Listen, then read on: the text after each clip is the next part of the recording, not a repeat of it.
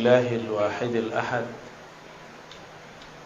الذي لا يعرفه إلا إذا عرفه بنفسه.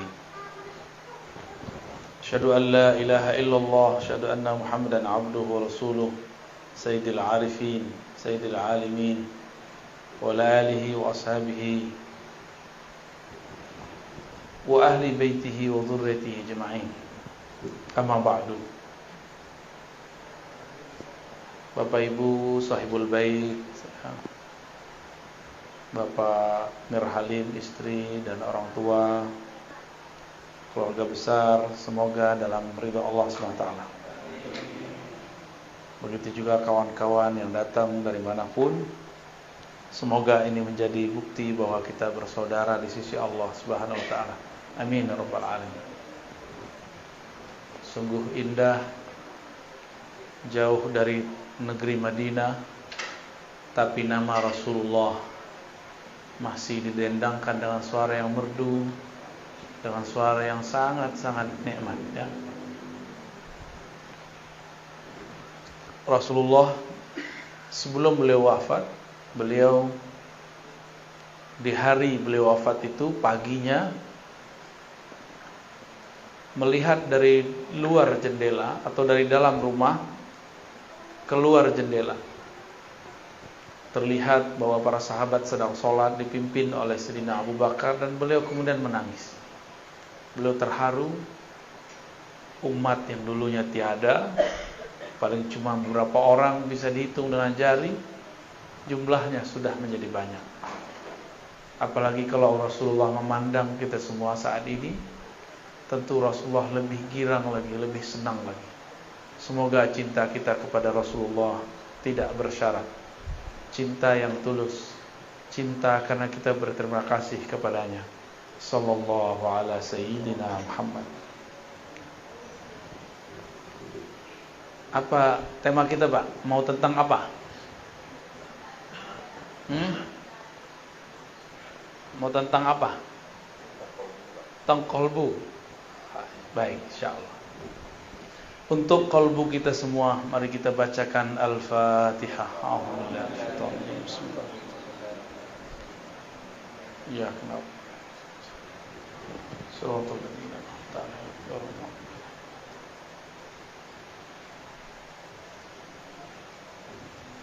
Ya. Ini ada whiteboardnya, ada spidolnya enggak? Ada. Ya udah, tahan dulu deh, enggak apa ya. Qalbu bahasa Arab artinya sesuatu yang berubah. Satu. Arti keduanya qalbu adalah sesuatu yang elastis. Apa arti elastis? Lentur. Itu maknanya. Berubah-ubah, elastis. Apabila qalbu mengalami suatu kerinduan sekarang, bisa jadi nanti tidak, gitu. Maka mumpung sedang rindu, sampaikan lafaz-lafaz kerinduan, salawat kepada baginda Rasulullah sallallahu alaihi wasallam. Kadang sholat nggak khusyuk, di saat sholat khusyuk, sholat selama-lamanya, karena mungkin itu tidak terulang lagi seumur hidup.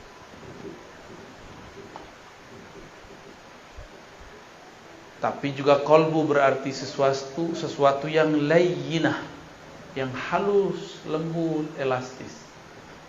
Apabila dia dibiarkan mengeras, dia menjadi tiada rasa, dia menjadi tidak peka, dia menjadi tidak bisa dirubah. Jadi ciri-ciri qalbu bermasalah, dia tidak bisa tersentuh oleh kalimah, tidak bisa merasakan getaran-getaran nama Allah. Itu namanya qalbu yang qasi, qaswah. Jadi qalbu kita ini kalau sudah keras, mirip kayak liver keras. Dia nggak bisa lagi menyaring, tidak bisa lagi menyaring cairan di tubuh kita. Apa yang terjadi? Penyakit batin akan masuk dan menjadi karakter. Maka hadirin hadirat yang dimuliakan Allah, qalbu ini sangat penting. Karena ia penting, Allah membahas tentang qalbu lebih dari 100 kali dalam Al-Quran. Lebih dari berapa? Kalau sholat cuma 55 kali atau 50-an Allah nyebut kata sholat. Ditambah dengan sholawat mungkin tambah. Tapi kata qalbu bisa berlipat-lipat kali lebih banyak daripada sholat. Artinya apa? Kalau kita sholat tanpa qalbu, sholatnya tidak bermakna. Zakat, infak, sedekah kalau digabung 80-an. Aqimus shalah wa atuz zakah, dua beriring-iringan sekitar 26, 27 atau 28 ya. Tergantung indeksnya, cara membaca indeksnya. Lebih sering qalbu, lebih sering qalbu. Qalbu masih 100-an. Ini baru cuma 28, 26. Apalagi haji umroh. Umroh cuma 2 kali dalam Al-Quran disebutkan. Lalu kenapa kita jadi agen umroh tidak menjadi agen qalbu? Atau umroh dengan qalbu? Belum ada ya. Bicara qalbu bukan bicara suci, sok suci. Justru bicara qalbu membicarakan bahwa kita ini bukan suci. Saya ngomong ini gak suci. Jadi jangan dibayangkan kalau udah ngomong qalbu kita ini jadi orang yang sangat bersih, sangat suci. Enggak. Semakin bicara qalbu, semakin sadar bahwa di qalbu ini ada kotoran.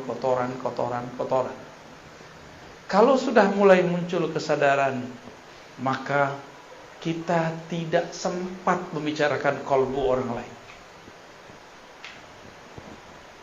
Dari semua ayat itu,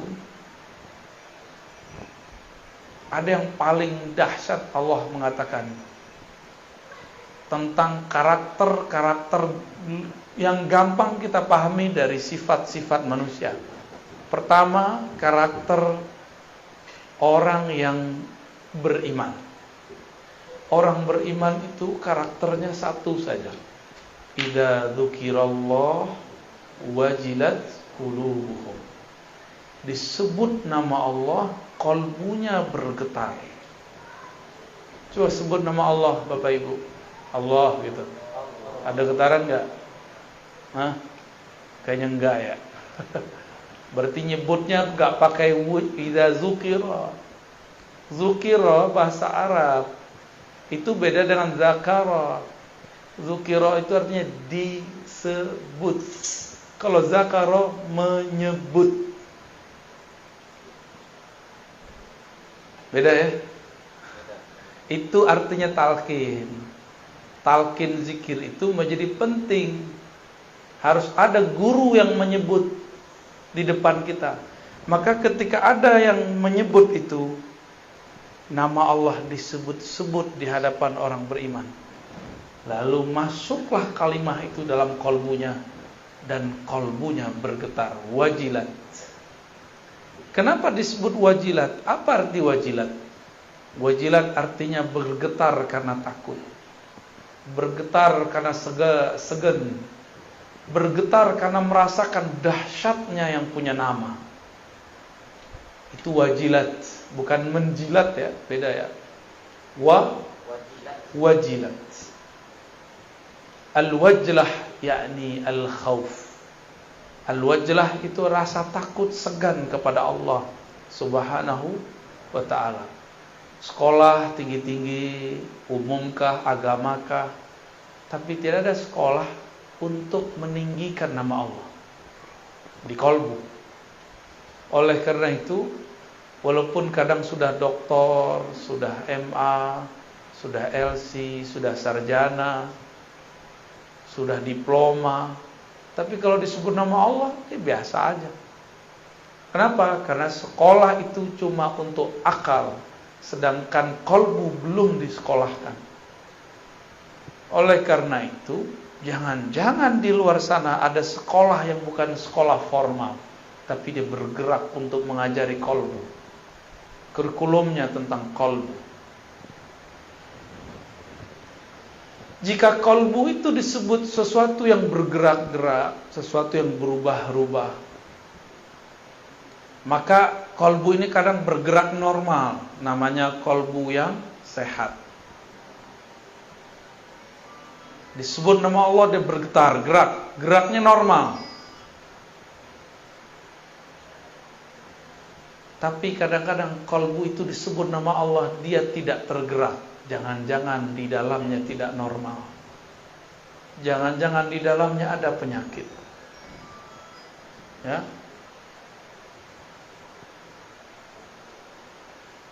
Dimatiin aja, Pak. Ya, dimatiin aja, ya.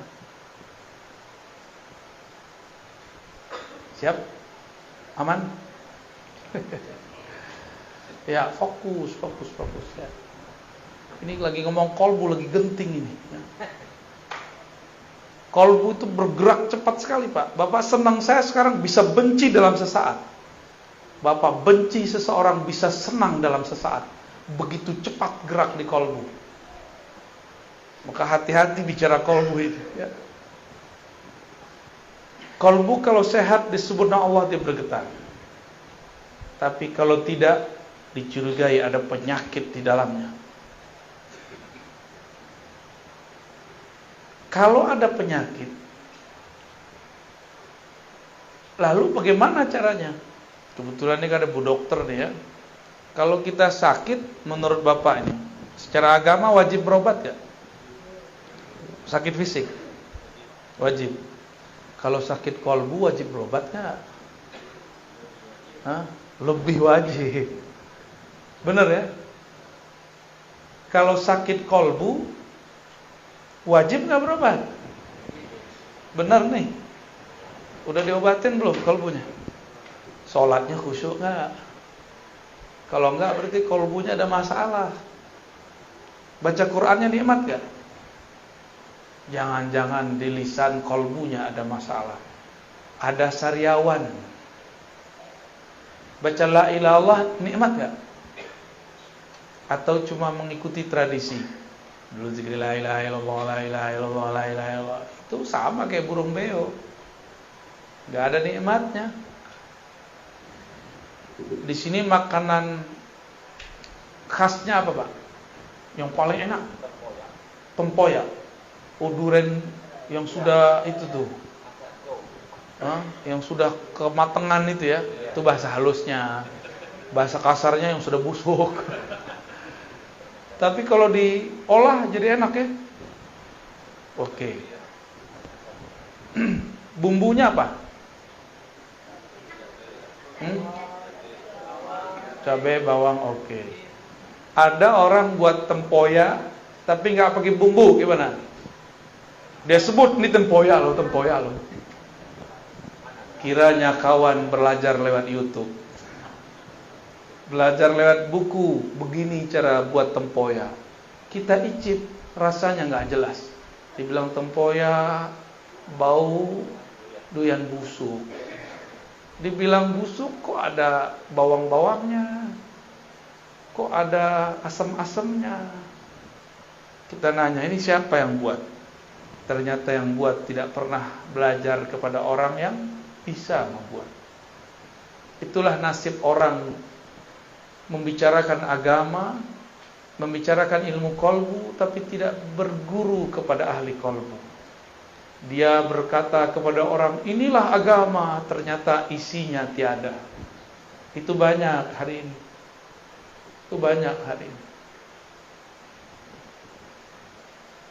Ingin menikmati la ilaha illallah, tapi tidak dengan teknik dan bumbu-bumbunya. Jadi bumbu la ilaha itu ada. Bumbunya istighfar. Penikmatnya apa? Yang bikin lezat, micin, tahu micin ya? MSG. Kalau kita masak tuh ada masako, apalagi tuh? Ajinomoto, jadi iklan ya. Itu bumbu-bumbu membuat nikmat. Sama-sama tempoyak, tapi jika bumbunya berbeda, yang buat berbeda, Hasilnya beda. Oke, sekarang ada dua orang sama-sama pintar buat tempoyak. Bumbunya sama, rasanya tetap beda? Tetap beda. Itulah yang membuat kenapa ada orang tertarik dengan satu zikir si fulan tapi tidak tertarik dengan zikir si fulan yang lain. Sebab cara mengolahnya berbeda. Ya. Qalbu ini ia secara gerak digerakkan antara jari-jari Allah. Kita tidak tahu makna jari, kita serahkan maknanya kepada Allah. Tapi kalau disebut jari, ini jari Bapak Ibu, gampang dipegang nggak? Bisa dilempar nggak? Bisa. Bisa dibuang. Apabila kolbu ada di antara genggaman-genggaman Allah, maka kolbu ini hanya bisa dikuasai oleh Allah. Jadi kita sendiri tidak bisa menguasai kolbu.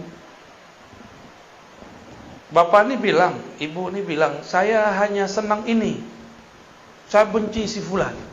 Ternyata ketemu dia kita tersentuh. Bisa nggak begitu? Sering. Dulu saya nggak suka durian. Tahu-tahu dipaksa sama orang siapa dulu, orang tua apa kakak saya dulu, masukin ke mulut. Dicicip lo enak. Bentuknya nggak enak, tapi pas dicoba enak. Kadang-kadang begitu Pak.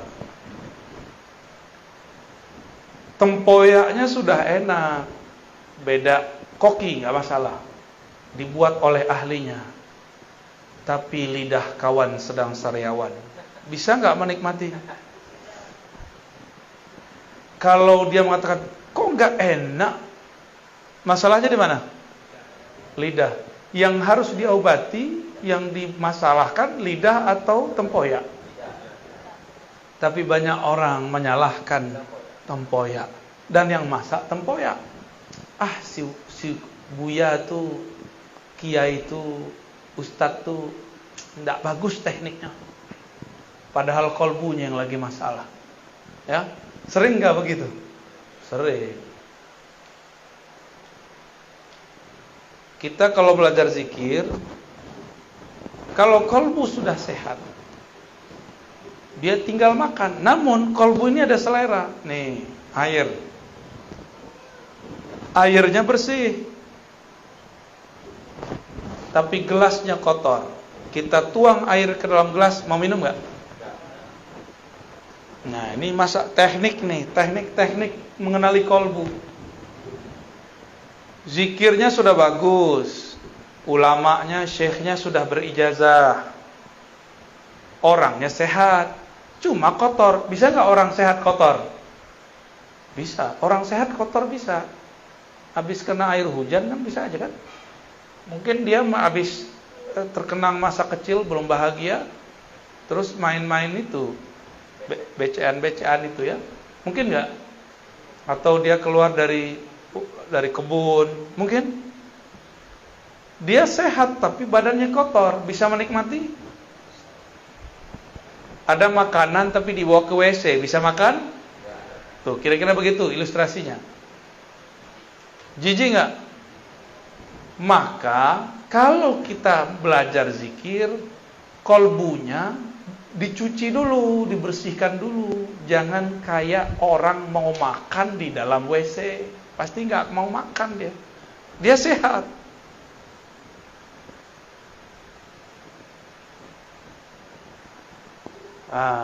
Airnya bersih, orangnya udah sehat, kolbunya udah sehat, tempatnya sehat. Yang menghidangkan jorok gimana? Hilang selera, ya. Maka yang menghidangkan pun juga harus punya adab. Walaupun dia tidak sakit, cuma jorok. Coba kalau dia batuk, kira-kira, wah jangan-jangan corona nih, ya. Atau cara megangnya, dipegangnya begini, nih, start. Gimana kalau begini? Nah, maka seorang yang mengajar pun dia punya adab. Dia punya adab. Paham ilustrasi begini? Paham analog begini? Berarti kalau ingin memanjakan kolbu, maka yang memanjakan kolbu, yang punya kolbu, dan kolbunya semuanya harus seirama. Jangan diajarkan di WC, jangan diajarkan di tengah keramaian, kecuali orang-orang keramaian itu sudah satu frekuensi. Jadi kalau kita jadi guru, jangan senang dulu orang minta talqin, santai dulu, itu ujian, ya. Jangan senang dulu orang minta ilmu ini, minta ini. Tidak semua permintaan harus diberi. Tidak semua ilmu harus diceritakan. Tidak semua rahasia dapat dibuka. Banyak rahasia-rahasia yang harus disimpan. Namanya rahasia, kalau dibuka masih rahasia nggak? Kalau kita bagi-bagi permata di tepi jalan, dikira apa?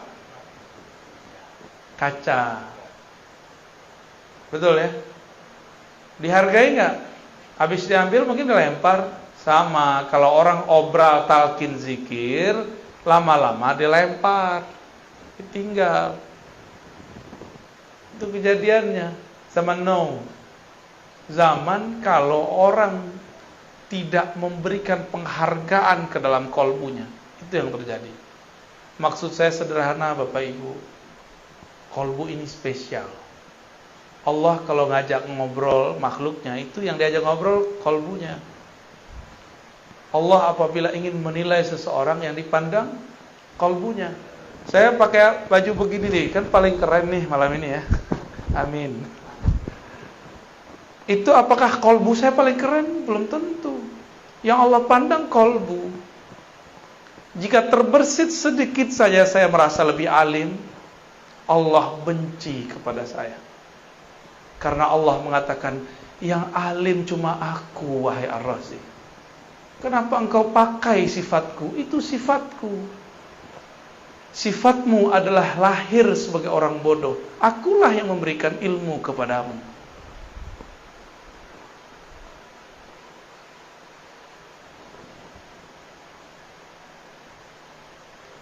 Rasa nikmat zikir adanya mirip dengan kita kalau makan. Nah, ini pertanyaan nih Bapak Ibu. Kalau makan tempoyak, enak itu di tempoyak, di lidah, di piring, atau di orang yang nyajiin?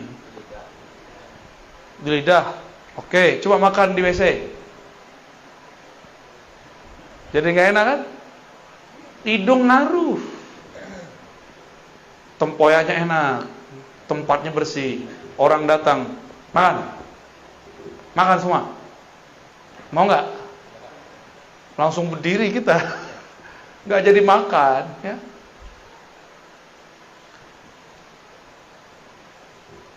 Maka semua ini perlu ada tekniknya.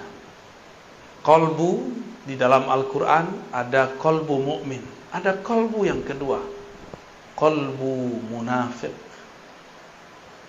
Saya setiap hari menuduh diri saya munafik. Karena di hati lain, di pikiran lain. Cuma sudah terburu jadi doktor, dipanggil Buya, Tuan Guru. Akhirnya terpaksa lah ngajar. Aslinya saya nggak berani ngomong ini. Kalau hitung-hitung diri itu nggak berani ngomong. Cuma pulang kembali, ilmu kan milik Allah. Suci milik Allah. Jika Allah maha suci, kita berarti maha ternodai. Maka dengan itulah saya datang kepada Allah dan saya minta izin, ya Rabb, ana abdukal faqir al-muznib. Ya Allah, aku hambamu banyak dosa. Alim pun tiada, ya. Makom tinggi pun tidak, tapi orang husnuzan. Maka dengan ketinggianmu ya Allah, dengan kemuliaanmu ya Allah, aku menumpang. Di situ. Berharap Allah menyertakan kita dalam kemuliaannya. Berharap Allah menyertakan kita dalam kealimannya. Berharap Allah menyertakan kita dalam zikir-zikirnya.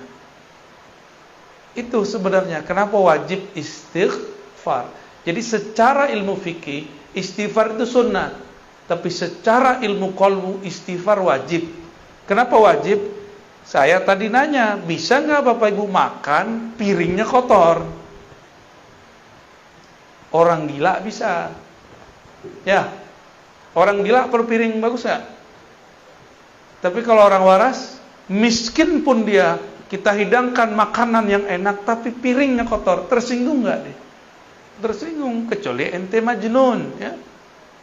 In kunta majnunan, fala ba'sa bih. Ya. Kolbu berpenyakit. Apa penyakit kolbu? Penyakit kolbu beda dengan penyakit badan. Kolbu itu penyakitnya dimulai dari penyakit iblis. Yang pertama kali punya penyakit adalah iblis. Ya. Nah, Bapak Ibu, kita kan bukan iblis. Kenapa disamakan dengan iblis? Ada rahasianya. Ruh itu suci enggak? Allah tiupkan ruh. Allah Ahad. Ini Allah Ahad nih. Meniupkan ruh. Ruh suci enggak? Suci ya. Lalu Allah tiupkan lewat malaikat ruh kepada badan.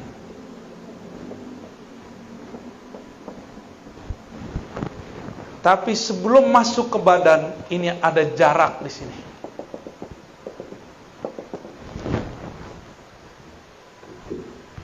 Di saat inilah kemudian di sini ada hijab-hijab. Dalamnya bukan main, tebalnya tiada terkira. Disinilah diuji ruh. Dia dicelupkan ke dalam syahwat. Ini syahwat namanya nih.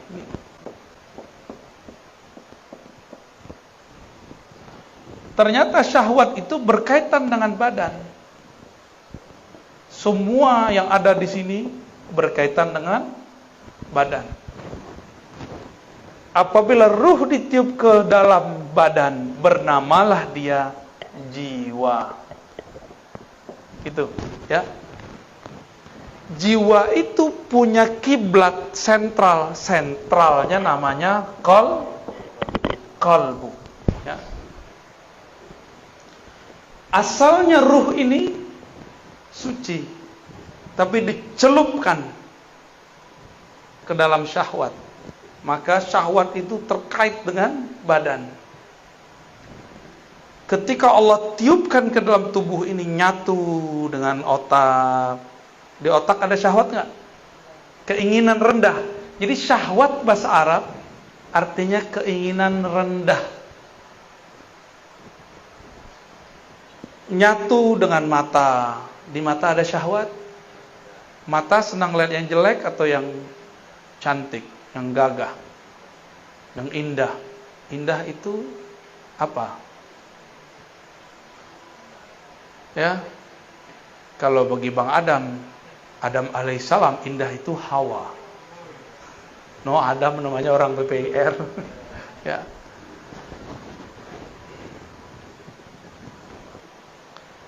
Mata itu diberikan syahwat. Dia senang melihat yang bening-bening, yang indah-indah, yang hijau-hijau. Walaupun di rumah sudah ada yang bening, yang cantik, capek kerja, nyari puncak, nyari kebun, nyari hiburan. Berarti kurang cukup memandang yang cantik, kita perlu yang indah. Orang yang sudah tinggal di kampung, kampungnya indah. Dia semua di kampung itu orangnya rancak-rancak, cuma kurang seksi. Maka dia pergi ke kota ingin mencari yang rancak-rancak plus seksi. Hitung-hitung cuci mata, Pak. Ya, benar begitu. Jujur aja nggak apa-apa kok. Hah? Enggak iya gitu. Ketika ditiupkan ke dalam badan, maka dia dicelupkan ke dalam syahwat. Sampai ke tangan suka megang. Sampai ke perut suka makan, sampai ke kemaluan, sampai ke kaki, terus semuanya. Tidak ada kita yang selamat daripada kata syahwat, nggak ada. Mursyid, apalagi mursyid itu lebih besar ujian syahwatnya. Percaya nggak? Karena makannya paling enak. Kalau ada tamu datang masih makanan paling enak, ya nggak? Kalau ada fasilitas paling enak. Tapi si mursyid ujiannya paling berat. Paling berat ujiannya mursyid. Kalau mursyid dosa, dosanya lebih besar. Tapi kalau mursyidnya ahli ma'rifat, dia tahu cara pulang kepada Allah Subhanahu. Di situ si mursyid paham bahwa jadi mursyid bukan berarti jadi orang suci. Jadi mursyid berarti tahu cara mensucikan diri. Itu yang beda mursyid dengan bullshit. Beda-beda tipis.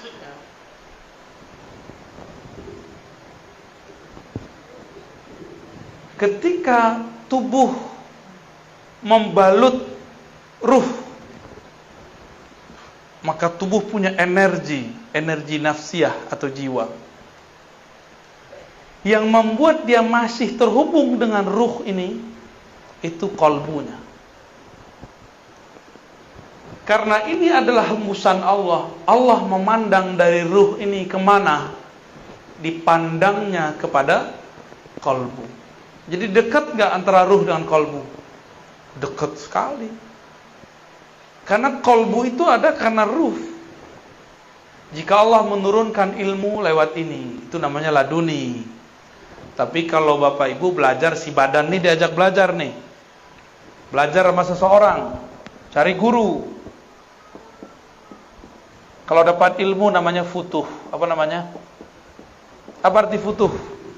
Terbuka. Supaya mengenal Allah. Tapi kalau ruh, gurunya langsung Allah Ahad. Disebut laduni. Itulah ilmunya Nabi. Maka saya sering nanya, Jibril itu gurunya Nabi Muhammad atau muridnya Nabi Muhammad? Banyak orang salah di situ, keliru. Dikira Jibril itu adalah gurunya Nabi Muhammad. Padahal Jibril itu dapat energi dan dipasangkan kepadanya jubah-jubah pemimpin malaikat setelah dia berselawat ke Nabi Muhammad. Nabi Muhammadnya belum lahir sebagai bin Abdullah. Tapi Muhammadnya sudah ada belum? Nah, ruh pertama yang Allah tiupkan namanya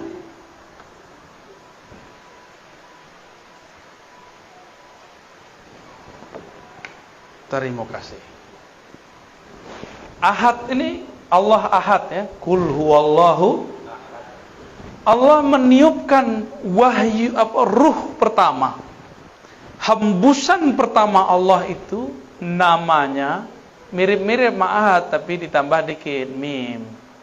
Ahmad. Jadi apa beda antara ruh pertama dengan Ahad? Mim.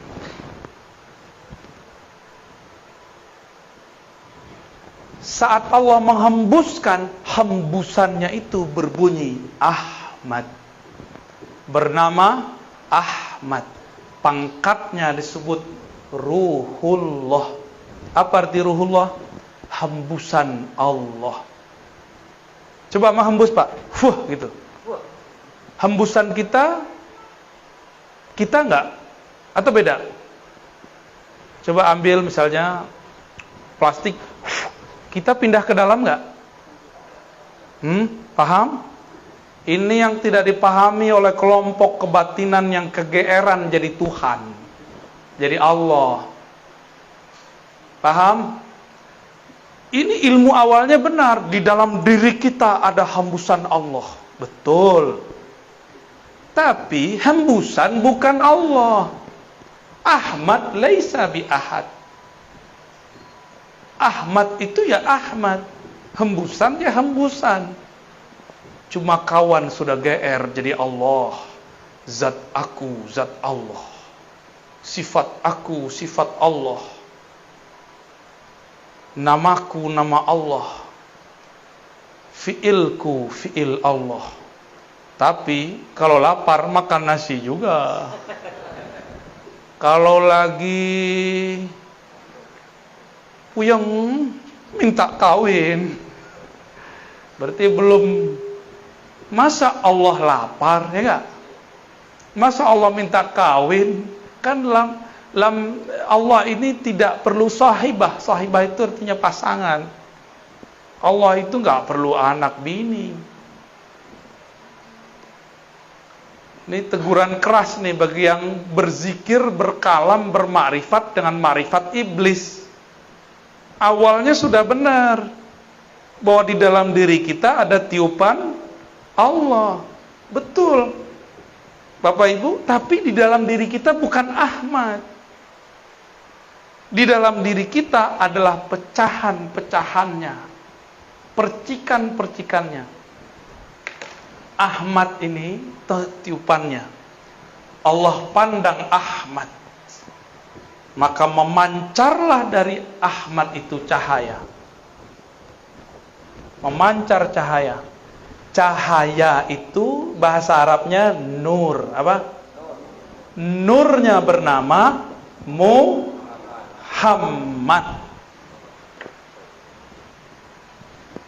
Gitu ya. Berarti nur beda nggak dengan ruh? Ahmad itu pangkatnya apa tadi? Ruhullah. Ini kalau nggak nyatet hilang. Catat. Kalau punya catatan.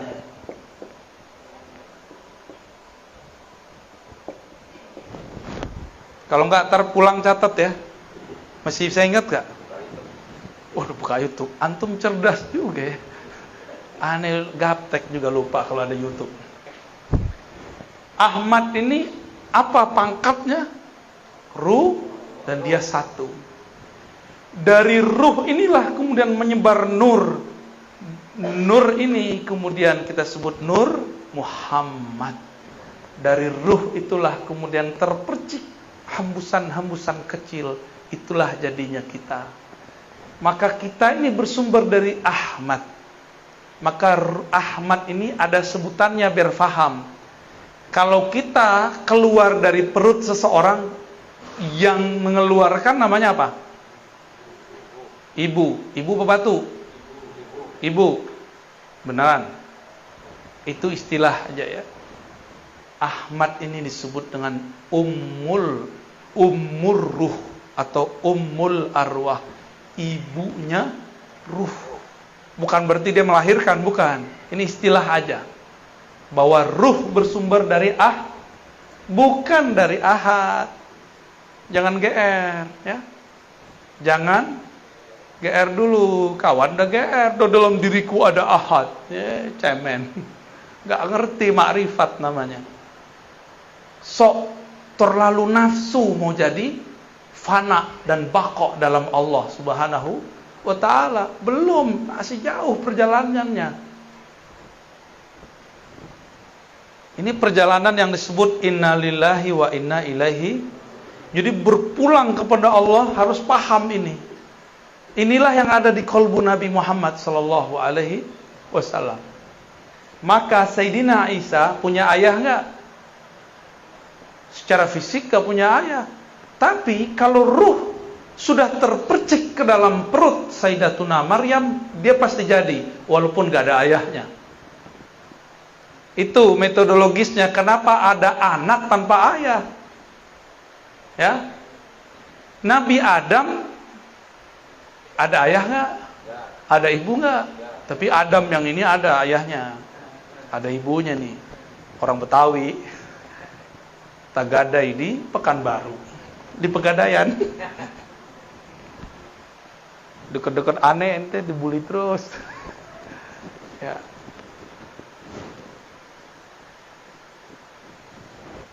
Percikan ruh Ahmad itu yang intinya setelah Allah genggam beberapa bagian tanah, lalu Allah pindahkan salah satu bagian daripada inti Ahmad yang disebut Nur Muhammad kepada tanah tadi. Jadilah dia Adam. Apa yang dibaca dalam itu? Kun. Ya. Itulah kenapa ada orang muncul di dunia tanpa ayah, tanpa ibu. Itu sejarahnya. Secara metodologinya begitu. Yang penting Sang Ahmad memercikkan salah satu hembusan darinya, maka terjadilah semuanya. Paham ya? Paham gak? Dari Nur Muhammad ini tubuh kita ada, kolbu kita zahir. Dari ruh Ahmad itu, ruh kita sekarang bisa mendengar, bisa melihat, membuat Bapak Ibu mau mengejar suatu pengetahuan meskipun jaraknya jauh. Itu karena si ruh ini. Kalau gak ada ruh ini, gak mungkin Bapak mau hadir. Jarak jauh, udah jam segini, jam berapa nih? 10:30. Karena ruh ini gak ada harinya dia. Hari dia cuma satu.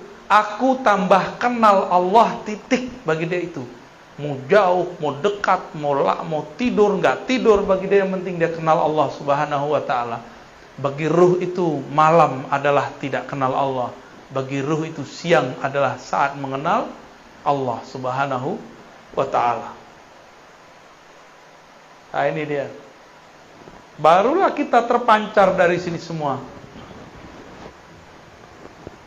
Oleh karena itu tadi Sayyiduna Isa, dia mengenal ibu hakikinya bukan Sayyidatuna Maryam. Ibu hakikinya siapa?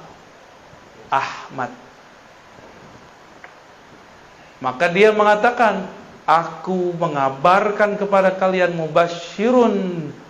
Dengan apa aku mengabarkan? Bi rasuli ya'ti min ba'di ismuhu Ahmad. Akan datang seorang bernama Ahmad.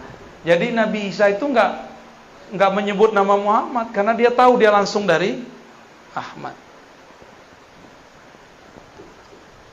Itulah yang diakui oleh Kubas atau Kufas ibn Asyam.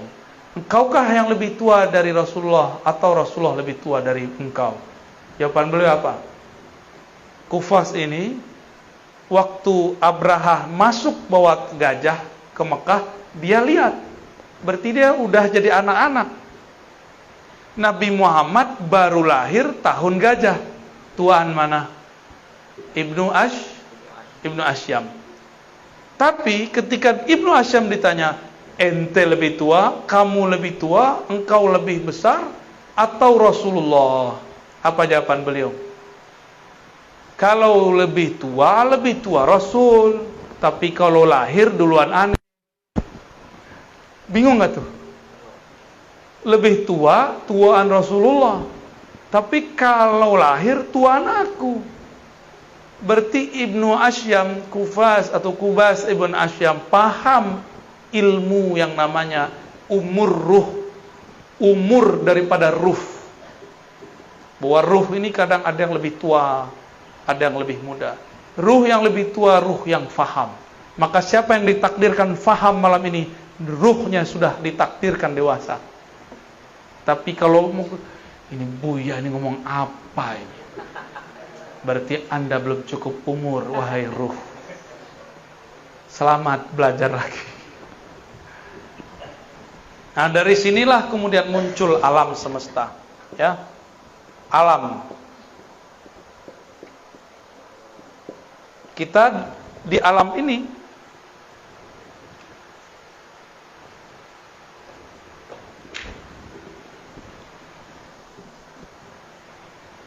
tapi sebelum sampai ke alam Nur Muhammad ini kan ada pancaran nurnya ya.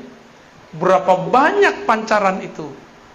Jumlahnya ada sekitar 124.000. Jadi pancarannya 1, 2, 3, 4. Kalau dihitung 124.000. Ini di alam nur loh ya. Ini di alam nur.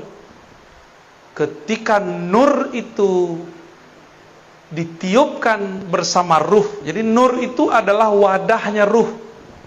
Ruh itu dibawa Nah, kalau kita tiup udara, udara kita ruh.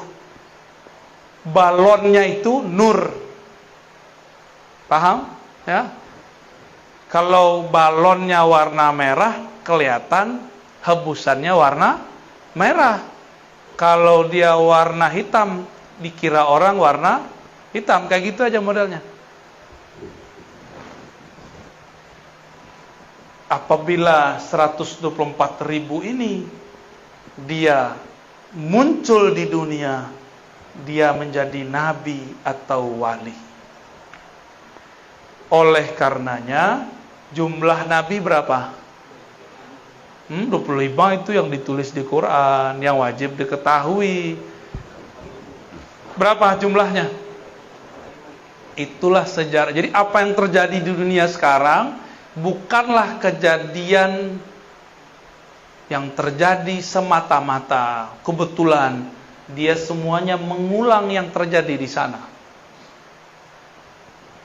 Kalau ruh kita dulu itu, jadi ketika ini ruh terpancar, maka dia berkeliling.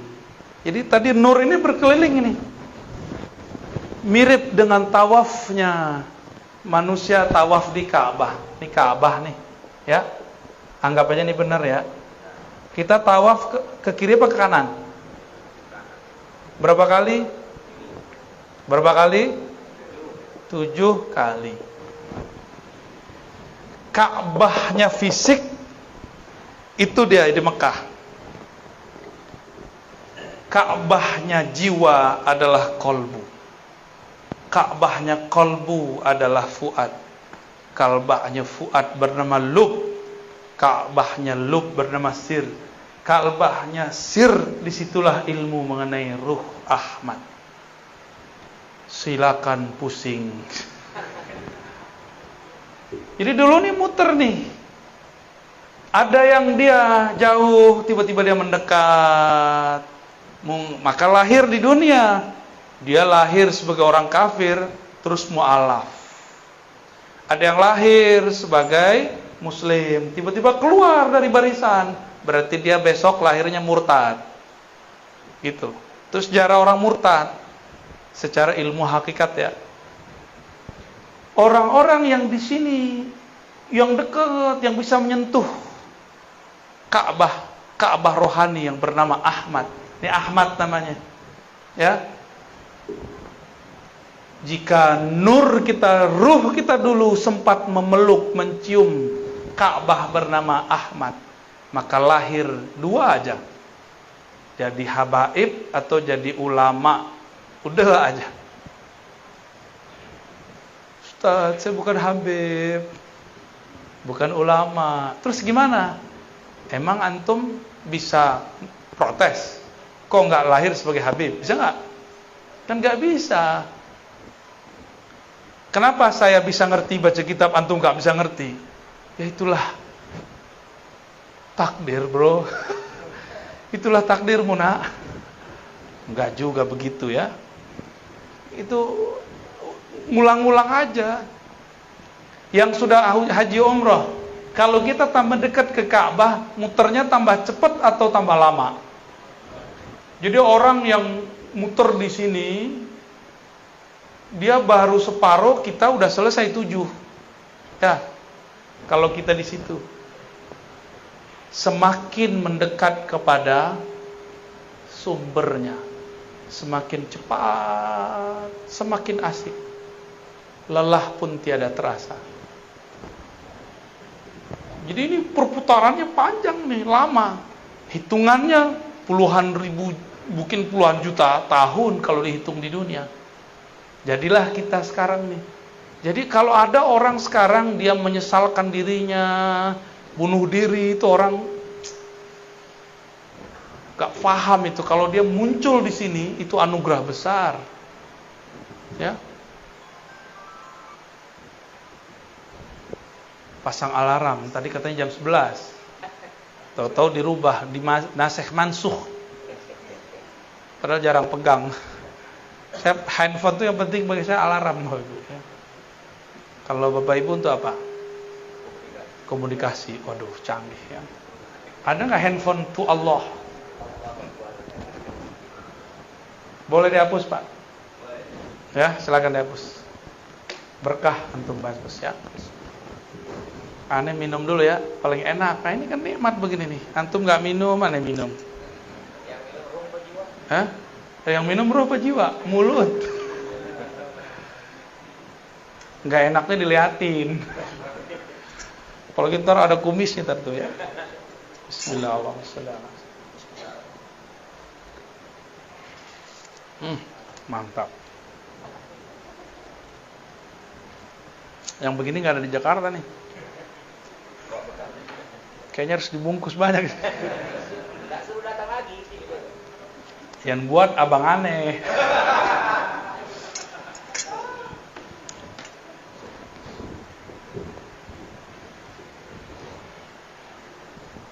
Di kita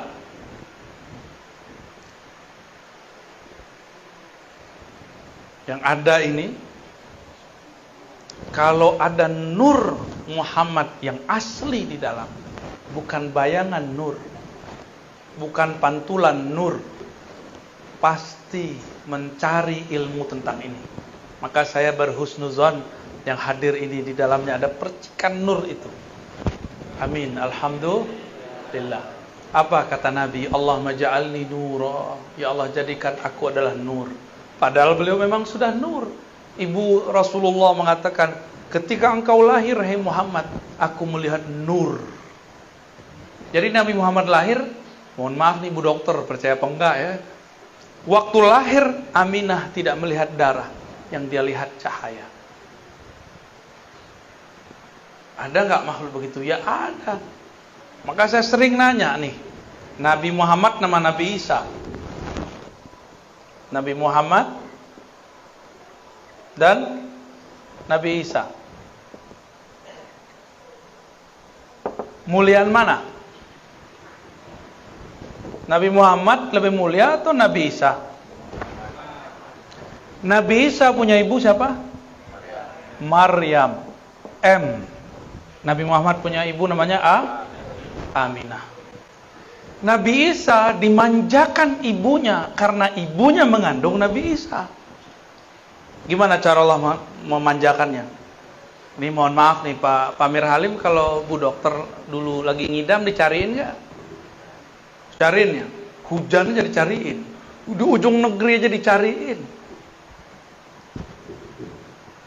Maryam, Sayyidatuna Maryam lagi ngidam. Ngidam buah apel, ngidam buah anggur. Suami nggak punya. Yang tanggung jawab siapa? Maka Allah utuslah Jibril. Jibril, ambil buah-buah surga terbaik, berikan kepada kekasihku Maryam.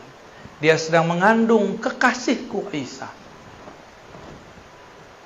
Maka ketika Sayyiduna Zakaria masuk ke mihrab, ke kamarnya Maryam, dia heran.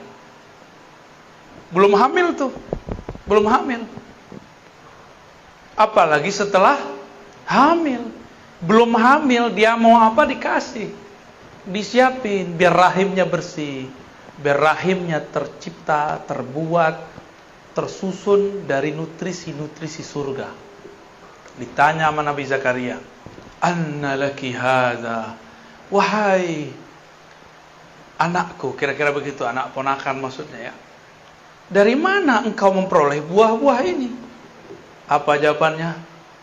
Dari sisi Allah Subhanahu wa ta'ala. Maksudnya dari sorga. Jika Sayyidatuna Maryam dimanjakan Allah, disiapkan untuk mengemban, untuk menyimpan di perutnya Nabi Isa, apalagi setelah hamil. Kira-kira Allah mungkin nggak memperlakukan lebih sempurna kepada Aminah? Mungkin itu wajib.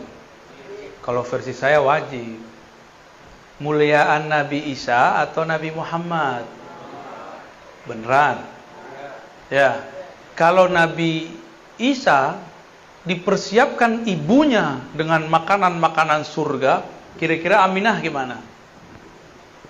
Lebih dahsyat lagi. lebih dahsyat lagi. Itu maksud saya. Cuma riwayat-riwayatnya memang banyak yang kemudian tidak terekap dalam kitab-kitab hadis. Hanya direkap oleh sebagian ulama sirah nabawiyah. Tapi lumayan itu membantu. Malam pertama Aminah hamil. Langsung didatangi oleh Sayyidina Jibril. Apa kata Jibril? Wahai Aminah, yang engkau kandung itu bukan Isa, Nabi Bani Israel, bukan Musa, bukan Ismail. Yang engkau kandung itu adalah Muhammad, Sayyidul Alamin, Sayyidul Anbiya wal Mursalin, penghulu alam semesta, penghulu para nabi, penghulu para rasul. Berarti Aminah sebelum Nabi lahir udah percaya belum? Jadi yang pertama beriman itu dengan kenabian kerasulan Nabi Muhammad itu adalah Aminah, bukan Khadijah, bukan Abu Thalib, bukan Abu Bakar. Bukan. Yang pertama siapa? Aminah. Cuma ada orang kurang ajar hari ini ya. Mereka bilang apa? Orang tua Nabi masuk berdasarkan beberapa hadis-hadis yang bisa dikritisi pemahamannya. Oke. Nabi Isa dipersiapkan tubuhnya oleh Allah masuk ke dalam rahim yang mana pemilik rahimnya Maryam memakan buah-buah surga. Itulah sebabnya Nabi Isa tubuhnya kuat. Hanya Nabi Isa yang diizinkan Allah nanti bunuh Dajjal. Kenapa dia doang yang kuat? Tapi di atas dia ada Mahdi. Al-Mahdi itu pewaris langsung Nabi Muhammad. Jadi nanti Nabi Isa kalau lihat Mahdi yang kelihatan sama dia Nabi Muhammad. Sirnya itu, wah ini Nabi Muhammad nih. Tapi kok mukanya beda dikit ya? Cuma dilihat nasabnya, oh masih nasab Nabi Muhammad. Terlihat nama dia itu Nur Ahmad, Nur Muhammad Sallallahu Alaihi Wasallam. Itulah rahasianya kenapa saya tulis Muhammad di atas, Isanya di bawah.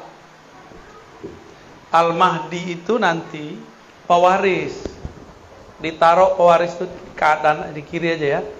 Mahdi, Al-Mahdi. Walaupun dia bukan seorang nabi, tapi dia mewarisi nabi, pemimpin para nabi. Gimana kira-kira? Makanya Nabi Isa tetap jadi makmum. Nabi Muhammad udah nggak kelihatan, Al-Mahdinya ada. Nanti yang jadi makmum tetap Nabi Isa, yang jadi imam tetap Al-Mahdi, karena dia pewaris mutlak Nabi Muhammad Sallallahu Alaihi Wasallam. Pewaris mutlak.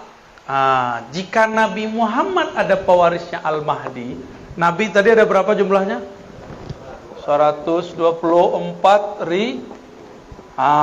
di akhir zaman inilah yang akan berjuang. Namanya wali. Jumlahnya berapa? Yang besar-besar 124.000, selebihnya pasukan tim Hore. Lumayan tim Hore. Ya. Jangan dibayangkan 104.000 itu doktor, belum tentu. Ada yang doktor, ada yang enggak. Jangan dibayangkan itu mursyid, belum tentu. Ada yang mursyid, ada yang tidak. Jadi jangan kecil hati dulu. Siapa tahu di antara kita ini ada yang pewaris 124.000. Apa kata Nabi? Al-ulama warasatul anbiya. Ulama-ulama itu mengenal Allah, karena itulah mereka dianggap pewaris nabi-nabi yang kenal Allah. Jadi yang diwarisi bukan gelar doktor. Nabi bisa baca kitab kuning nggak? Kitab kuning belum ada di zaman Nabi. Belum ada kan? Belum. Belum apa udah ada? Kalau udah ada, berarti bukan Nabi Muhammad tuh. Jadi siapa yang bisa baca kitab kuning di sini? Jangan GR dulu. Antum belum tentu pewaris Nabi Muhammad. Nabi Muhammad itu ummi.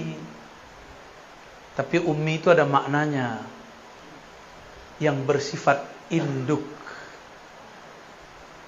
Kalau secara harfiah ummi bisa berarti tidak bisa tulis baca, ya. Tapi secara arti lain apa? Induk, sumber. Jadi kalau saya punya terjemahan lain, An-Nabi Al-Ummi, Nabi yang merupakan induk semua nabi-nabi. Karena beliaulah Nabi 104.000 ada. Al-Mahdi pewaris Nabi Muhammad. Isa pasti ada pewarisnya. Musa pasti ada pewarisnya. Dengan itulah cara mereka berjuang di akhir zaman.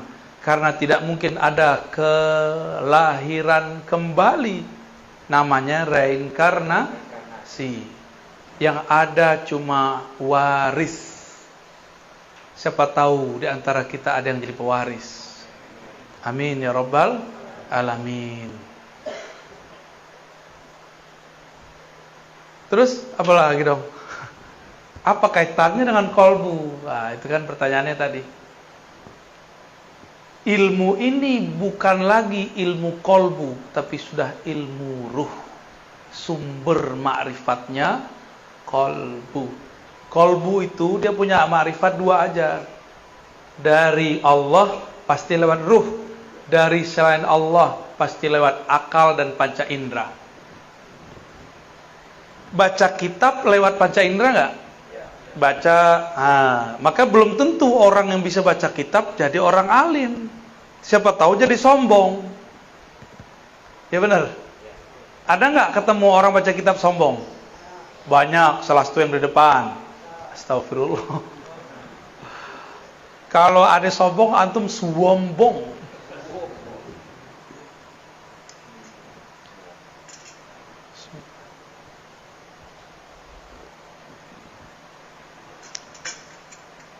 Ada yang iri nggak? Kalau iri berarti kalbunya berpenyakit. Cuma ada yang nafsu jadi wali. Jadi wali itu adalah poros poin yang Allah tatap di bumi. Jika dulu Nabi adalah qulubul alamin, jantungnya, kolbunya alam, meninggal para nabi. Nabi-nabi sudah wafat belum? Wafat. Benar, fisiknya. Terus ilmunya dipindahin ke siapa? Dipindahin ke wali. Selama masih ada wali di muka bumi, Allah masih menatap. Ditatap bumi ini dengan baik. Jika yang punya kolbu kewali ini mati, barulah Allah kiamatkan semua yang di muka bumi. Jadi apa yang harus diisi dalam kolbu? Tidak cukup dengan zikir, tapi harus mengenal siapa yang dizikirkan. Maka orang yang kenal siapa yang dia zikirkan, sekali dia sebut namanya, itu sama dengan 70.000 kali orang tidak mengenal namanya berzikir. Makanya wali-wali itu santai. Udah gak banyak suluk dia. Tapi kan kita belum sepaham, belum setingkat mereka. Ya udah kita suluk aja dulu. Ya, riyadhah aja dulu, zikir aja dulu. Siapa tahu nanti diangkat Allah. Tapi teman-teman sahabat yang makan Allah, kalau cuma mengandalkan zikir, saya udah berkali-kali katakan, Iblis dulu pangkatnya Azazil telah berzikir 80.000 tahun di surga. Jadi wali enggak? Enggak. Kasyaf? Enggak. Dia bisa melihat surga, tapi dia tidak bisa menatap aras. Nabi Adam baru dicipta, masih bau ingus, anak ingusan, baru kemarin sore masuk surga. Tapi di dalam qalbu Nabi Adam ada nur Muhammad. Maka nur itu, kalau ada nur bisa lihat sesuatu enggak? Nah, inilah yang disebut nur Orang kalau ada nur di kolbunya, dia bisa menatap ada objek kebenaran dimanapun ada. Iblis 80.000 tahun berzikir, tapi zikirnya zikir zulmaniyah. Dia zikir kolbunya belum dibersihkan. Dia zikir sombongnya dibiarkan. Dia zikir merasa sok sucinya terus dirawat. Apa yang terjadi? Tambah zikir, tambah sombong. Tambah ilmu, tambah songong. Kalau sudah sombong, lalu ada orang selain dia diberikan posisi yang tinggi, iri nggak? Maka kalau orang kerja di kantor, dia lihat temannya naik pangkat, dia nggak naik. Temannya dapat jabatan, dia tidak. Dia ngomong apa? Saya kan lebih banyak kerja di kantor ini. Kenapa bukan saya? Dia akan ngomong, pinteran aku kali, kenapa dia yang naik? Begitulah terus. Berarti di dalamnya bukan nur Muhammad, tapi nar Azazil. Dua aja manusia itu. Kolbunya nur Muhammad atau kolbunya nar Azazil. Azazil siapa tadi? Nama kecil dari iblis.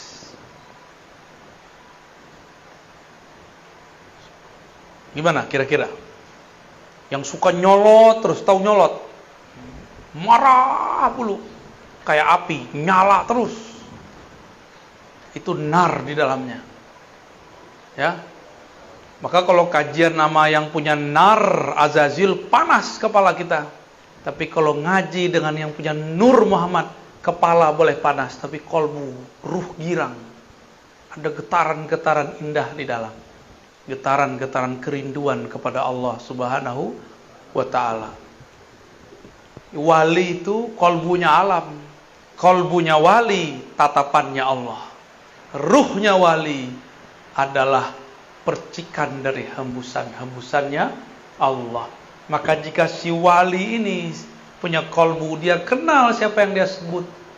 Sama seperti yang dikatakan dalam hadis. Ini penutup kajian kita. Apa kata Nabi? Tidurnya orang yang alim lebih bagus, lebih afdol daripada ibadahnya orang yang jahil. Ada orang alim, arif, main-main aja. Tapi dia kenal siapa yang mencipta alam. Kenal itu dimulai dari kenal nama. Semakin banyak nama yang dikenal, semakin tinggi ma'rifat. Kalau cuma nama alif, lam, lam, ha, itu baru satu ma'rifat. Allah. Harus kenal lagi Ar-Rahman. Harus kenal lagi Ar-Rahim. Harus kenal Minal 99. Baru namanya Ma'rifatul Asma. Baru satu nama diajarin guru, udah merasa alim aja. Belum, masih jauh. Ada lagi nama di dalam nama. Nama di balik nama. Ibarat manusia. Ini baru manusia, belum Allah. Bang Adam ini di sini namanya Bang Adam.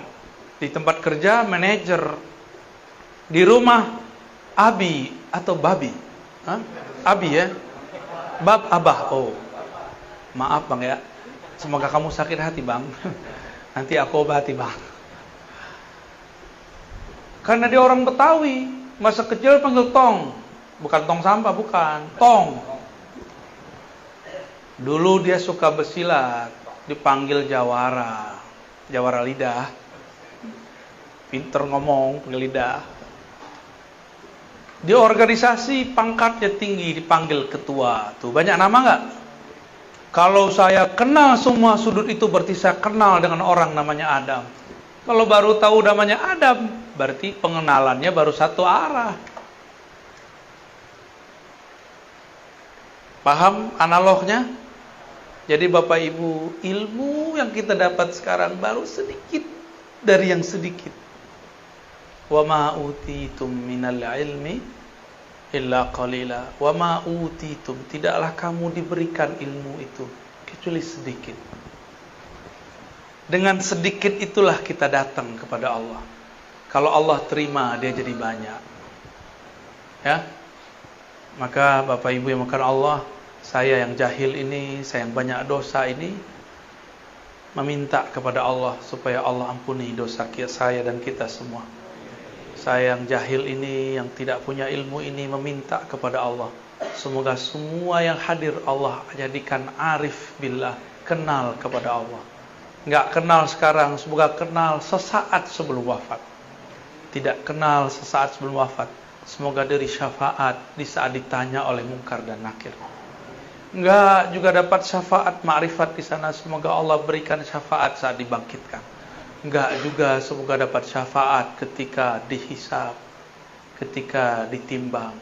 Enggak juga semoga Allah kasih syafaat ketika jalan melintasi sirat al-mustaqim, as-sirat. Allahumma amin ya rabbal alamin. Al-Fatihah.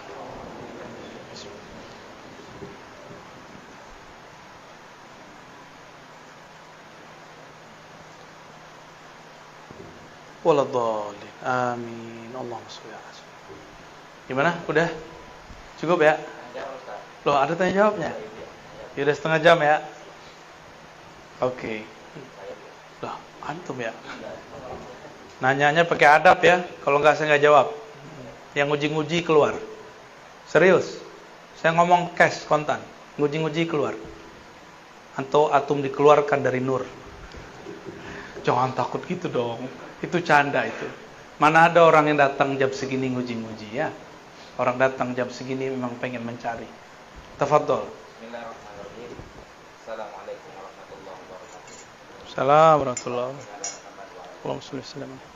Saya hijir Bu ya. Karena saya hijir.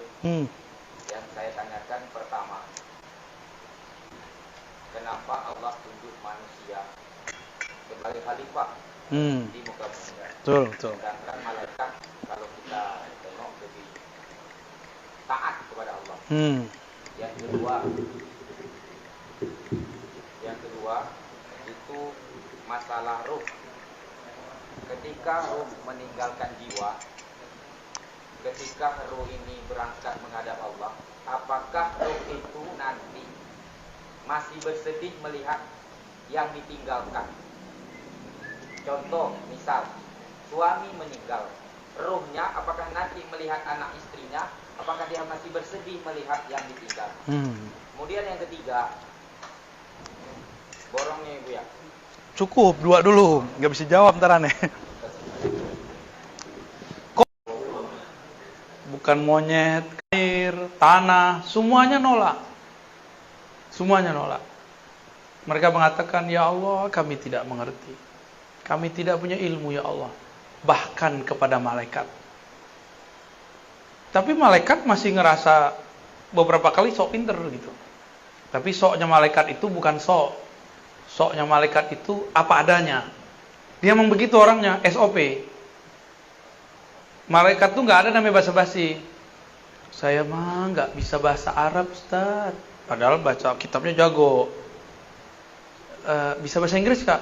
Bisa dikit-dikit, padahal keren. Ya, orang kita kan gitu. Kalau di Barat nggak begitu, mirip-mirip begitulah. Bilang iya, tidak, bisa, tidak bisa. Malaikat begitu. Dalam Al-Baqarah ayat 30, 31, 32, 33 terus sampai setelahnya terjadi dialog. Kalau faham ini, faham rahasianya. Orang banyak baca ayat ini tapi tidak faham rahasianya. Jadi ada dialog antara Allah dan malaikat di alam malakut sana. Alam malakut. Nah, ini boleh dihapus lagi nih. Ini tertunjukin ada strata alam. Boleh dihapus. Ngantuk nggak Pak? Serius? Ntar jadi tukang hapus di surga ya. Nah, hapus whiteboard. Jadi asisten kita ntar. Amin. GR aja masih masuk surga. Amin.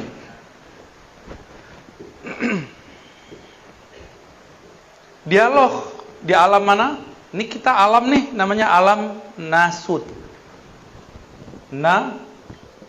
Nasud. Bahasa Arabnya gini.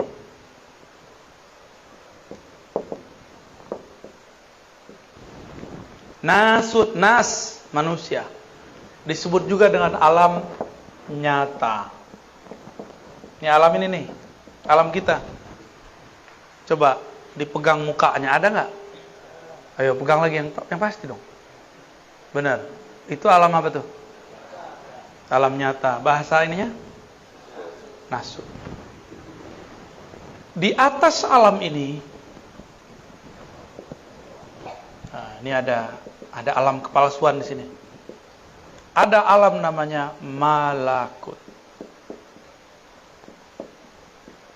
Malakut kata malak berarti malaikat. Alam malaikat, malaikat. Ini alamnya. Allah berbicara kepada yang di alam malakut. Alam malakut inilah yang disebut, yang berkaitan dengan langit pertama sampai pertengahan langit lah.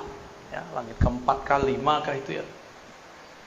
Apa kata Allah? Wahai para malaikat, aku mengumumkan akan memilih di muka bumi seorang khalifah dalam kurung dari manusia. Apa kata malaikat? Malaikat ngomong apa? Dia protes. Tapi ini protesnya protes lugu. Jadi malaikat tuh lugu. SOP. Kata malaikat, ataj'alu fiha may yufsidu fiha wa yasfikud dima. Ya Rabb, apakah engkau tega menjadikan di muka bumi khalifah, pengurus di muka bumi, orang-orang yang suka membunuh dan merusak? Nah, ini rumah kan bagus nih, ya. Bagus kan? Bener. Ini tembok dari mana nih? Dari pasir. Pasirnya dari mana? Dari sungai atau dari gunung? Gunungnya diuruk pindahin ke sini. Bagi manusia disebut pembangunan. Bagi malaikat disebut penghancuran. Paham? Semen. Gresik itu udah nggak ada gunung. Gunung di sono itu semua gunung pasir. Udah nggak ada gunungnya. Bukit-bukit itu udah nggak ada. Saya kan punya teman hidup orang dekat sono. Ya. Itu udah nggak ada, udah pindah ke Tuban. Di Tuban masih banyak bukit-bukit. Itu yang jadi bahan semen Gresik itu. Bukit kapur ya. Bagi manusia disebut apa? Pembangunan. Tapi bagi malaikat disebut perusakan.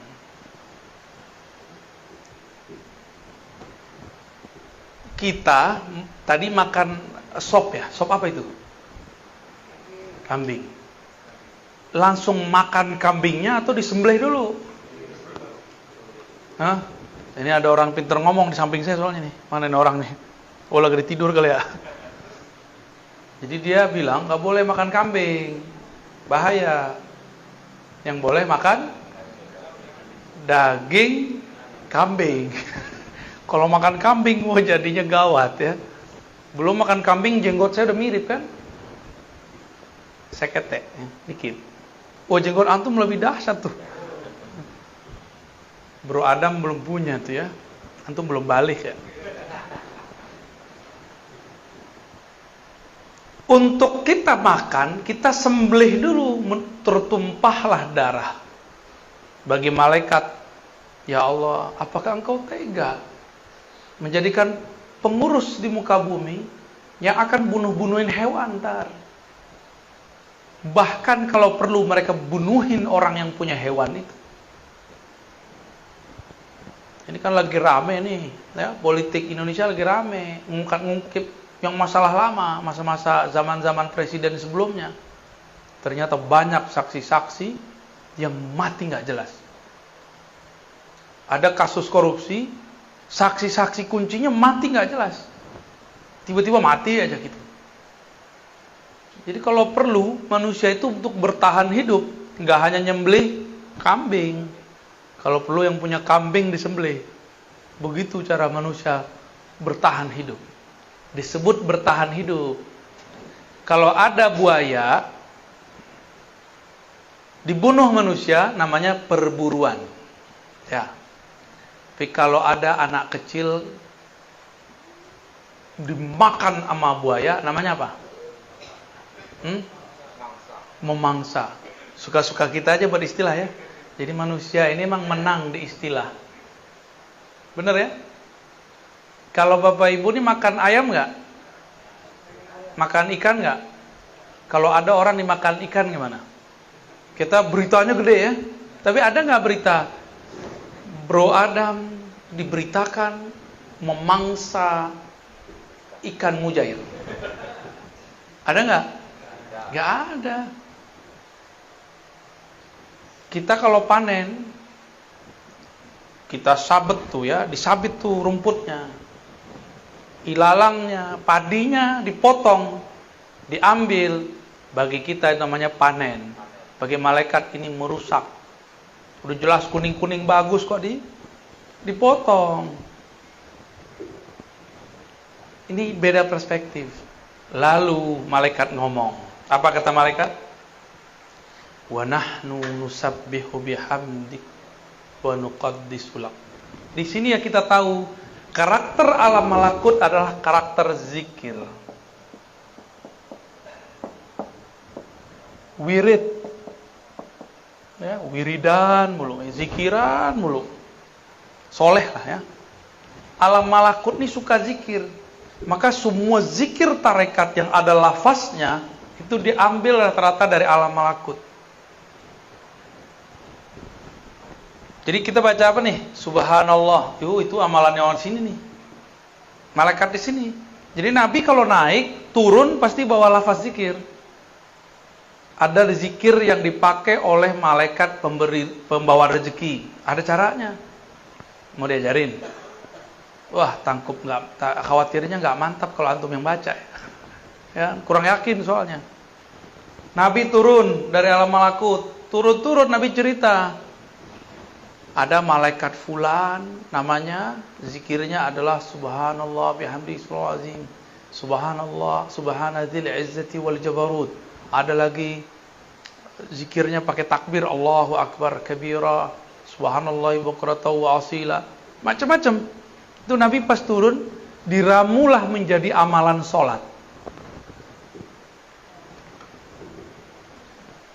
Kata malaikat ini nggak makan, nggak minum, nggak bosan. Jadi malaikat tuh mirip kayak anak kecil yang gigih. Ada punya anak kan? Dia kalau pengen apa misalnya? Pengen jajan coklat. Dia zikir coklat. Umi coklat, Abi coklat. Sejam juga bisa dibaca tuh. Nah, itu karakter malakut itu. Diulang dan gak pernah bosan. La yamal, tidak pernah bosan. Maka kalau ada di antara kita rajin zikir 5.000, 11.000, 70.000, berarti karakter malaikatnya sudah muncul. Tapi biasanya karakter malaikatnya ada songong-songong dikit, hati-hati. Apa kata dia? Ya Allah, kenapa bukan kami? Kami kan ahli zikir. Kami sudah puluhan juta tahun berzikir. Itu wa nahnu nusabbihu bihamdik wa nuqaddisu lak. Apa kata Allah? Betul kalian banyak zikir, tapi aku punya sir rahasia. Inni a'lamu ma la ta'lamun. Lalu kemudian Allah tunjukkan sirnya. Wa 'allama Adam al-asma. Ternyata Allah telah mengajarkan Adam. 'Allama kata kerja berlalu. Allah telah mengajarkan Sayyidina Adam al-asma, semua nama-nama, mulai dari nama-nama awal pangkal bumi sampai ujung langit, semuanya Nabi Adam mengerti. Malaikat taunya cuma zikir, maka mohon maaf ada ahli zikir kurang cerdas, itu maksudnya. Ada ahli fikir kurang zikir, ya. Ada yang seimbang. Fikirnya adalah zikir, zikirnya adalah fikir. Nah, itu yang kamil mukamil. Kira-kira gimana nih? Kenapa malaikat gak dapat? Coba, bisa gak lihat masjid, surau, pesantren, rajin baca kitab, rajin zikir, tapi WC-nya jorok, pernah gak lihat? Pernah lihat? Berarti dia kebanyakan zikir, kurang fikir. Kebanyakan wirid. Orang kalau wirid sibuk sama diri sendiri, gak ngurusin alam. Kalau malaikat yang nanti jadi khalifah di muka bumi, ada pertengkaran di luar sana, dia zikir aja subhanallah, subhanallah, subhanallah. Dia gak urus tuh. Tapi kalau manusia ada orang tengkar, dia islah. Gitu. Kalau malaikat ada orang misalnya nebang pohon, langsung dihajar. Tapi kalau manusia ditanya dulu kenapa mau nebang pohon. Oh, mau buat rumah di sini. Kalau ada di transaksinya, beda caranya. Malaikat-malaikat ini rajin secara ritual. Maka orang soleh secara ritual belum tentu dapat memimpin gerakan-gerakan sosial. Adam itu diajar Allah nama. Ini masalahnya, ini nama penyelesaiannya. Ini kekurangannya, ini nama untuk menyempurnakannya. Nabi Adam. Jadi Nabi Adam itu yang pertama diajar oleh Allah. Itulah sebabnya kenapa manusia yang dijadikan khalifah. Jadi paham? Ya. Terus yang kedua tadi apa? Kayaknya pertanyaannya antum dong, udah habis waktu ini. Yang kedua apa tadi? Meninggal. Mau coba mati dulu biar ngerasain. Gak usah jauh-jauh. Nih coba lihat. Kita ninggalin rumah, di rumah lagi susah, sedih nggak? Kita naik bus, kita naik pesawat, tapi di rumah kita orang lagi susah. Sedih nggak ngeliatnya? Sedih. Kenapa dulu lagu-lagu merantau itu sedih-sedih semua? Bener nggak? Merantau, rata-rata. Kalau di bahasa kampung situ kan enak tuh, pulanglah udah.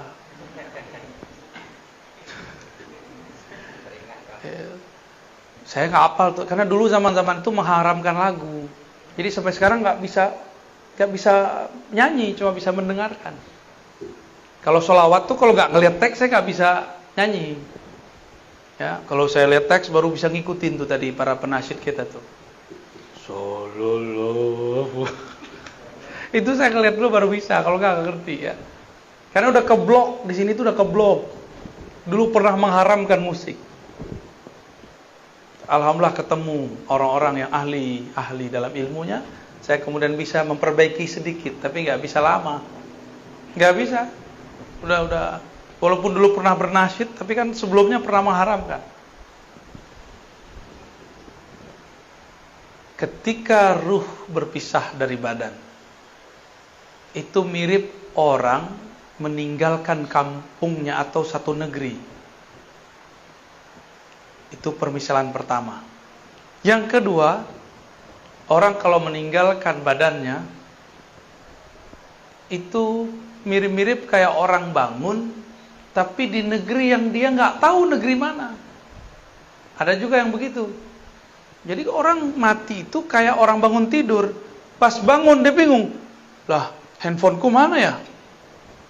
Antum begitu nggak bangun tidur? Nyari handphone ya? Hati, ntar kalau mati nyari handphone. Dibentak sama malaikat mungkar nakir. Hei, nyari handphone di sini. Lihat nih gua, siapa? Gawat itu ntar. Biasain bangun tidur nyebut nama Allah dulu. Apa bacaan bangun tidur?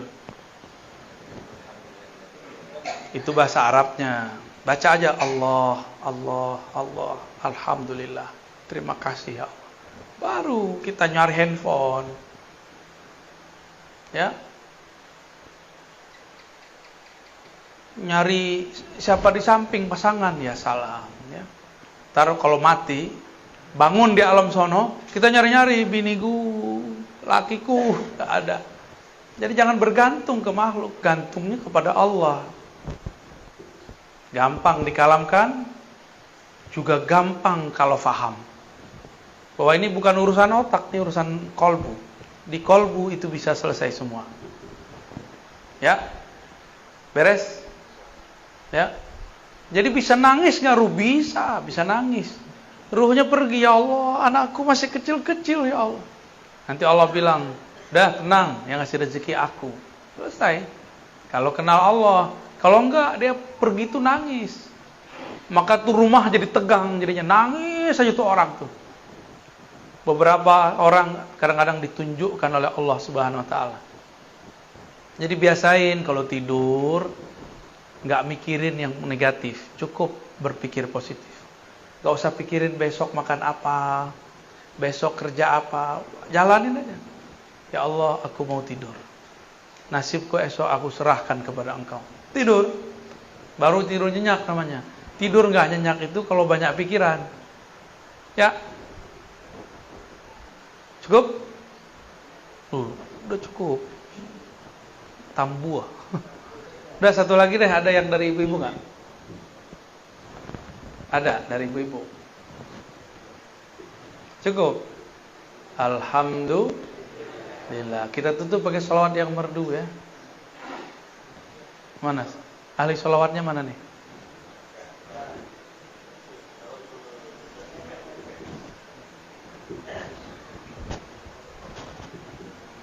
Sallallahu Nabi Muhammad. Sallallahu ala Muhammad.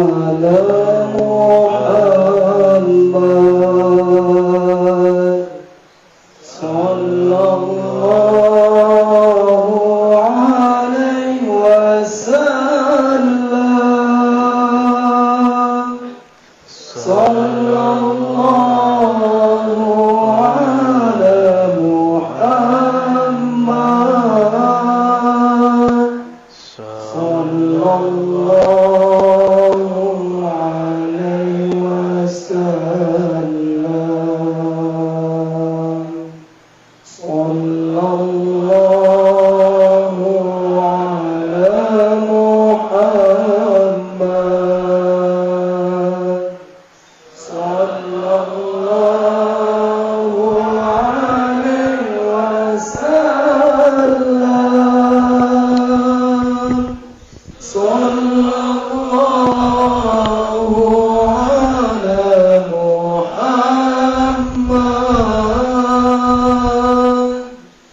Sallallahu alaihi wasallam. Sallallahu ala Muhammad.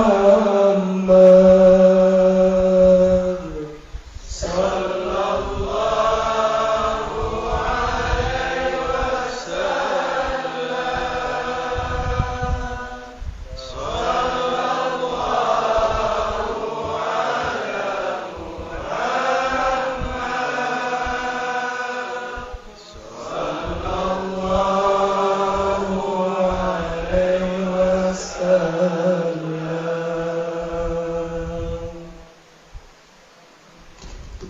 Baik, kita tutup dengan kafaratul majlis. Subhanallahumma wa bihamdika, asyhadu an la ilaha illa anta, astaghfiruka wa atubu ilaik. Assalamualaikum.